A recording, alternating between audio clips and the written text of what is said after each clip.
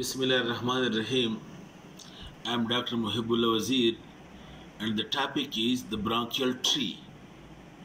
Look, this is the trachea and the trachea now divides into right and left principal bronchi which passes to the lungs, right lung and left lung.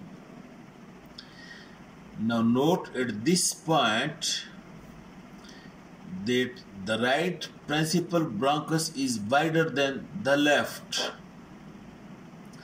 The right principal bronchus is more in line with the trachea than the left. The left one is at angle with the trachea.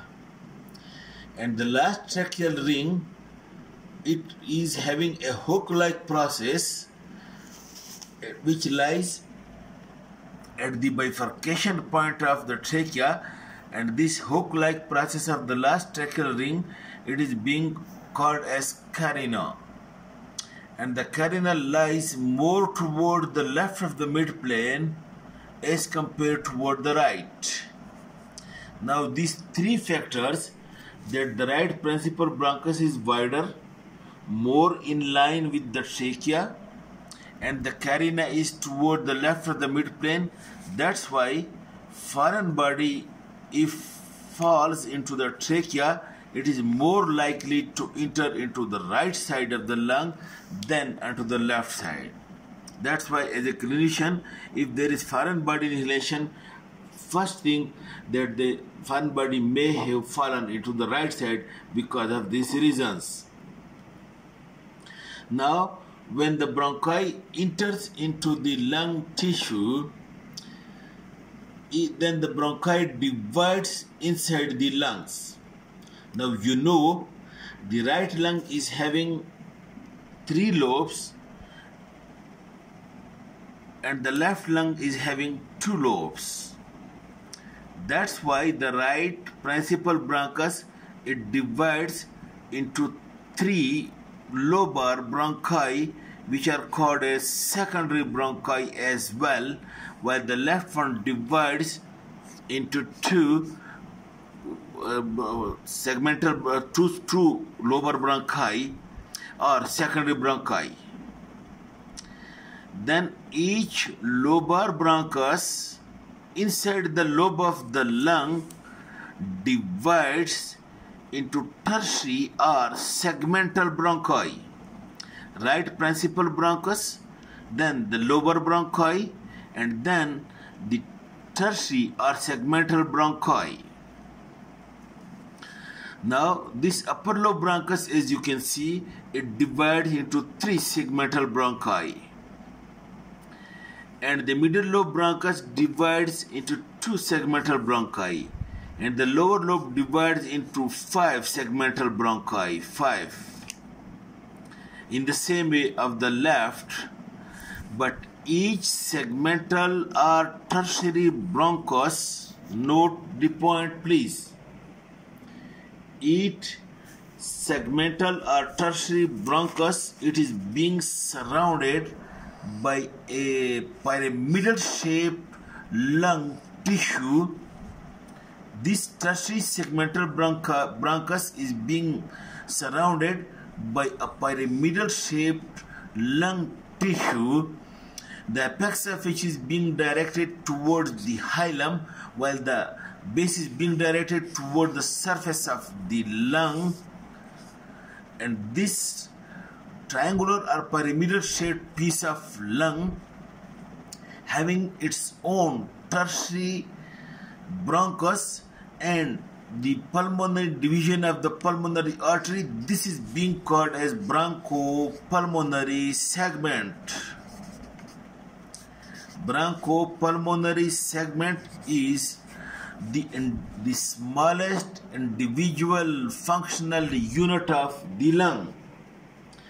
Bronchopulmonary segment is the smallest individual functional unit of the lung, which is pyramidal in shape, and the base of the triangle is being directed toward the surface of the lung, while the apex is directed towards the hilum, having its own tertiary bronchus and your segmental bronchus and the pulmonary artery. And this is the smallest unit which you can separate easily from the other segment, and you can do the segment, you can excise the segment without interfering with the function of the another segment. Okay, now this bronchopulmonary segment, this is the definition of the bronchopulmonary segment. And now it is said that there are 10 bronchopulmonary segments in each lung, and there are 10 tertiary bronchi in each lung. Okay, you see it over here. Look, this is the trachea, right principal bronchus, and then the left principal bronchus, and then this is the secondary lobar bronchus, and then these are the segmental bronchi. In the same in the left side, this is the left principal bronchus, these are the lobar bronchi, and these are the segmental or tertiary bronchi. And each one is being tertiary bronchi separated by a piece of pyramidal shaped piece of lung tissue, which is called as segment. Now, there are typically 10 segments in each lung, but in left lung maybe there is fusion of some of the segments, and in this way, because the fusion of the segments in the left lung, there may be the number of segment division by 1 or 2, but typically there are described the 10 segments of each lung. Now look, this is the right lung, and you see it over here. Look, this is the right lung. It is having, look, this is the upper lobe, and this you can see, this is the middle upper lobe, middle lobe, and then this is the lower lobe. And the segments of the upper lobe are, number 1, this apical segment, and number 2, this posterior segment, and 3, this anterior segment. Apical, posterior, and anterior. While the middle lobe, it is having as the medial and lateral segment. Medial and lateral segment. While the lower lobe, it is having, the lower lobe, it is having, look, the lower lobe, it is having 5 segments on the right side. Number 1, this is the apical, and then look, this is the medial basal, medial or cardiac, because over here it is the cardiac heart in relation with it. Then there is the lateral, there is the lateral, anterior, and posterior 3 basals.